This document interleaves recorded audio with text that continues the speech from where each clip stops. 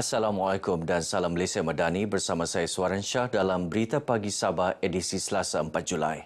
Susulan keputusan Lembaga Pembangunan Perumahan dan Bandar LPPB mengesahkan status rumah pangsa di Tanjung Aru kurang selamat untuk diduduki, kerajaan negeri akan berusaha untuk mencari tindakan penyelesaian sesuai bagi membantu penduduk terkesan. Menurut Ahli Parlimen Putatan Datuk Sahelmi Yahya, keutamaan akan diberikan kepada golongan warga emas B40 dan orang kurang upaya. Sebagai kerajaan yang prihatin, saya sudah menulis surat kepada Yang Amat Berhormat Ketua Menteri dan telah diajukan kepada Menteri Kerajaan Tempatan dan Perumahan untuk kita melihat langkah-langkah prihatin bagi mencari penempatan semula kepada golongan warga emas dan B40 serta OKU yang tidak berkemampuan untuk dicari tempat semula. Datuk Sahelmi yang juga Timbalan Ketua Menteri menyatakan demikian kepada media di Kota Kinabalu sebagai mengulas tindakan LPPB tidak lagi memberi kontrak penyawaan untuk tinggal di rumah pangsa tersebut. Menurut beliau, bagi mereka yang sudah melebihi kriteria layak, kontrak mereka telah tamat dan perlu mencari inisiatif untuk mendapatkan kediaman baharu. Polis Sabah bersiap siaga untuk menghantar anggota ke-6 negeri terlibat pilihan raya negeri PRN sekiranya diarahkan Kementerian Dalam Negeri KDN.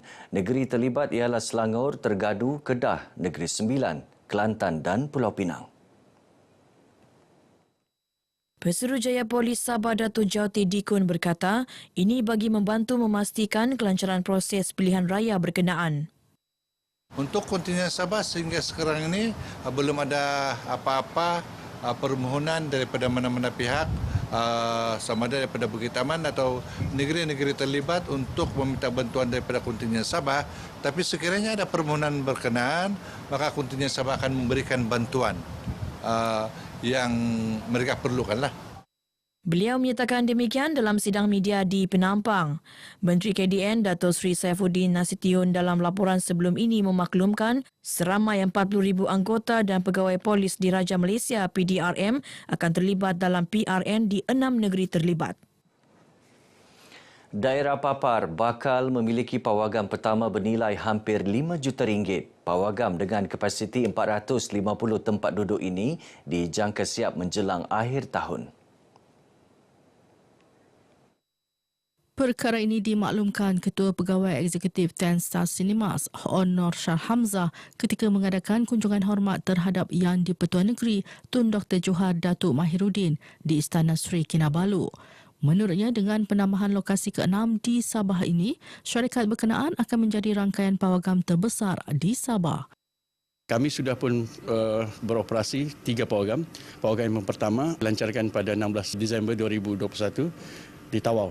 Dan pawagam kedua dan ketiga di Sandakan. Sekarang kita sudah beroperasi sebanyak 3 pawagam. Dan insyaAllah dalam bulan Ogos ini kita akan buka satu lagi cawangan di Bandar Seri Indah Tawau melengkapkan pawagam yang keempat. Rangkaian kami yang keempat di Pantai Timur Sabah. Dan selepas itu pada bulan Disember 2 pawagam akan dilancarkan serentak. 9 Disember di Kota Marudu dan 10 Disember di Papar. Rombongan berkenaan turut mengadakan kunjungan hormat terhadap Menteri Kewangan Datuk Seri Parlimen Masidi Manjun. Datuk Masidi dalam kenyataannya menyifatkan dengan pembukaan pawagam di beberapa lokasi ini bukan hanya menyediakan hiburan, malah mencipta peluang pekerjaan dan latihan dalam industri operasi pawagam. Datuk Masidi turut berharap perkembangan positif ini dapat memotivasikan para pemain industri filem Sabah untuk menghasilkan filem-filem berkualiti tinggi. Sistem pertanian moden menggunakan teknologi hidroponik, aquaponik dan fertigasi telah mula diadaptasi usahawan tani di daerah Penampang dalam penanaman sayur. Ia melibatkan penggunaan Internet of Things (IoT) yang membolehkan usahawan mengumpul, memantau dan menganalisa data ladang mereka secara efisien.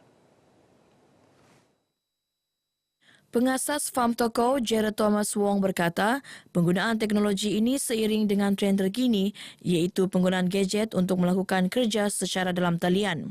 Ia juga menarik golongan muda terlibat dalam pertanian moden berbanding pertanian tradisional sebelum ini. adalah satu trend atau anak muda looking forward untuk benda-benda begini.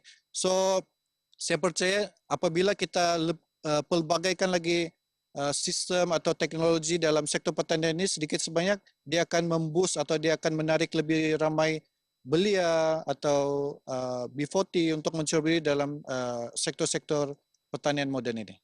Ladang ini turut mendapat insentif bantuan daripada Pertubuhan Peladang Penampang dan RISDA, antaranya Geran Agro Muda dan Geran Agro Makanan bagi meningkatkan hasil pengeluaran. Setakat ini, Farm Toko berjaya mewujudkan 10 rumah hijau sekitar daerah Penampang dilengkapi dengan sistem penanaman sayur berteknologi moden selain turut aktif berkolaborasi dengan agensi seperti Jabatan Pembangunan Sumber Manusia, Kementerian Belia dan Sukan Sabah untuk memberi kursus teknikal kepada belia serta golongan B40. Pelbagai pihak termasuk agensi awam, swasta dan badan bukan kerajaan NGO di daerah Beluran diseru menjayakan program yang dapat memberi impak positif terhadap pembangunan modal insan khususnya dalam program keagamaan. Pembantu Menteri Pembangunan Luar Bandar dan juga Adun Labuk, Samad Jamri berkata, usaha itu bukan sahaja berupaya mencungkil bakat penduduk setempat, malah boleh digilap dan ditonjolkan ke peringkat lebih tinggi. Festival nasyid yang kita julung-julung kali adakan ini juga memperlihatkan bahawa ada bakat yang terpendam di daerah Beluran ini. Bakat-bakat yang ada pada kumpulan-kumpulan nasyid di daerah ini kita lihat ianya boleh ditonjolkan lagi, boleh digilap selanjutnya untuk dipertontonkan ataupun mengikuti pertandingan-pertandingan nasyid yang lebih besar. Beliau ditemui RTM dalam Festival Nasyid sempena Majlis Kenduri Rakyat Aidil Adha dan Festival Nasyid Peringkat Daerah Beluran tahun 2023. Itu harapan kita. Kita akan terus untuk melaksanakan program ini. Yang berhormat telah pun menyatakan sebelum ini apapun program-program yang berkaitan dengan syiar dakwah Islamiyah khususnya di Beluran ini, beliau akan terus memberikan sokongan dan juga dukungan. Festival menyaksikan kumpulan nasyid Syautul Wahda dari Kampung Muanat 1 Beluran dinobatkan Johan, menewaskan 5 lagi kumpulan lain.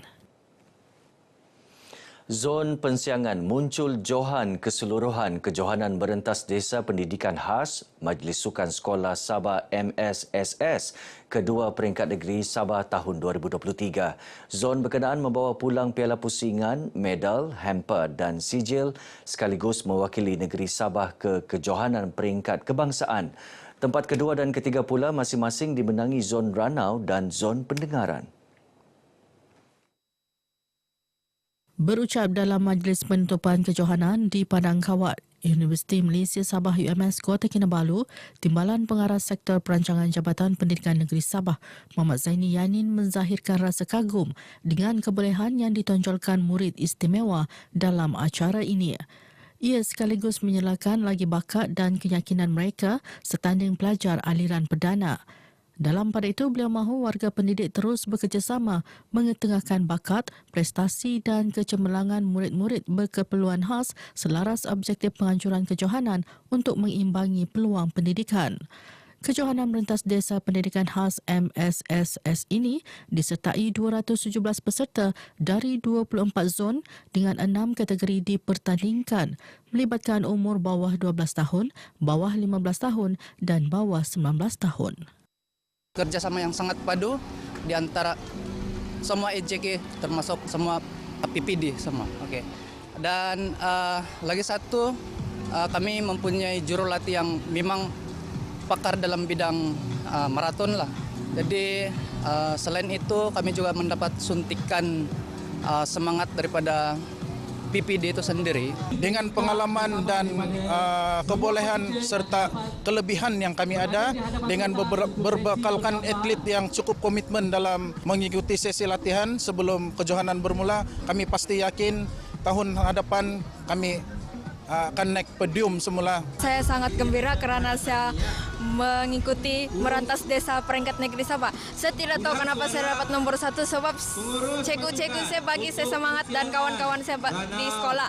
Dorang cakap kau boleh. Jadi saya pergi saja ikut. Kalau bukan dorang saya mungkin tidak dapat nomor lah. Lebih 300 peserta menjayakan perkemahan muzik Bayu 2023 yang berlangsung selama 2 hari di Inanam. Ia anjuran Persatuan Penggiat Seni Industri Kreatif Kota Kinabalu, Bayu, dan turut mendapat penyertaan luar negara seperti Brunei Darussalam. Program ini turut mendapat kerjasama Polis Diraja Malaysia dan Agensi Anti Dada Kebangsaan AADK Kota Kinabalu. Ia antara lain bertujuan mengangkat industri muzik tempatan dengan memberi pendedahan dan ruang kreatif kepada penggiat seni, seterusnya merancangkan industri hiburan khususnya dalam kalangan belia. Ini bermaksud bahawa camp ini cuba memberi kesedaran kepada pemain-pemain industri dalam muzik supaya bukan setakat bermain muzik itu sahaja, tetapi mereka harus melangkah ke hadapan dan menyusun membawa aktiviti dan karya muzik ini supaya boleh dikomersialkan. Hasil daripada penganjuran camp ni, apa yang kami lihat, ini adalah first time di Sabah dan respon dia agak positif. Pemuzik mendapat satu platform baru yang mana satu platform yang membuka mereka kepada orang lain yang bukan daripada golongan muzik. Kehadiran kami di sini adalah sebagai satu organisasi yang mana menyokong. Samping itu kami melaksanakan satu program iaitu kami agikan template untuk bagi kesedaran kepada peserta-peserta di sini. Dan kami menyeru dan juga memberi kesedaran kepada mereka tentang gaya hidup sehat dan juga terutamanya bahayanya najis dada lah, terutama di kalangan anak-anak muda itu. Mereka ditemui RTM ketika penutupan program perkemahan muzik Bayu 2023 di Inanam. Program ini juga diharap diteruskan pada masa akan datang sekaligus menggalakkan penggiat seni untuk terus komited dalam bidang muzik dan menjana pendapatan secara positif. Baik, sekian perkongsian Berita Pagi Sabah kali ini. Teruskan mengikuti perkembangan semasa dalam Berita Pagi Sarawak selepas ini. Saya Suaran Shah. Salam hormat. Malaysia Madani, tekad perpaduan penuhi harapan.